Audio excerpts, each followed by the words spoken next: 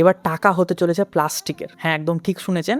10 টাকা এবং 20 টাকার যে নোট, এগুলো কাগজের তৈরি, যার কারণে কি হয়, অনেক ময়লা ধরে এবং খুব তাড়াতাড়ি নষ্ট হয়ে যায়। আর এই নষ্ট হওয়ার কারণে প্রত্যেক বছর আরবিআই এর কাছে প্রচুর টাকা খরচ হয় পুনরায় ওই টাকাগুলোকে আবার ছাপতে। সেই কারণে আরবিআই কিছুদিন আগে একটা পাইলট প্রজেক্ট লঞ্চ করেছে, যেখানে সর্বপ্রথম 10 টাকা এবং 20 টাকাকে প্লাস্টিকের টাকাতে রূপান্তর করা হবে। প্লাস্টিক বলতে এমন প্লাস্টিক না যে এটিএম কার্ডের মতন খুব মোটা এবং শক্ত, খুব পাতলা প্লাস্টিক দিয়ে তৈরি হবে, এবং যেটা আপনি কাগজের টাকা যেভাবে ব্যবহার করতেন ওইভাবেই ব্যবহার করতে পারবেন এবং মানি ব্যাগেও রাখতে পারবেন। কিন্তু এখানে সব থেকে বড় লাভ হবে আরবিআই এর। প্রত্যেক বছর যে অতিরিক্ত টাকা ছাপতে হতো, টাকা নষ্ট হয়ে যায় এবং ছিঁড়ে যাওয়ার কারণে, সেটি এবার বন্ধ হতে চলেছে। প্রথমে জাস্ট পরীক্ষা করার জন্য জাস্ট 10 টাকা এবং 20 টাকার নোটটাকেই প্লাস্টিকের করা হবে, এবং এই প্রজেক্টটা যদি সাকসেসফুল হয় তাহলে এর পরবর্তীতে বাদবাকি টাকাগুলোকেও প্লাস্টিকের করা হতে পারে। কমেন্টে জানান আপনার মতামতটা এই ব্যাপারে।